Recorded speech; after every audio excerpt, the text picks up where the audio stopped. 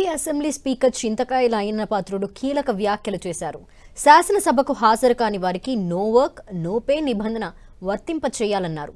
ఉద్యోగులు విధులకు హాజరు కాకపోతే వారి వేతనాల్లో కోత వేసినట్లే ప్రజాప్రతినిధుల జీతభత్యాల్లో కోత విధించాలని హాట్ కామెంట్స్ చేశారు. అప్పటికీ గుణపాఠం నేర్చుకొని ప్రజాప్రతినిధులను మళ్లీ ప్రజా కోర్టులో నిలబెట్టాలన్నారు. ఉత్తరప్రదేశ్లో జరుగుతున్న అసెంబ్లీ స్పీకర్ల 86వ అఖిల భారత మహాసభలో అయ్యన్న పాత్రుడు పాల్గొన్నారు.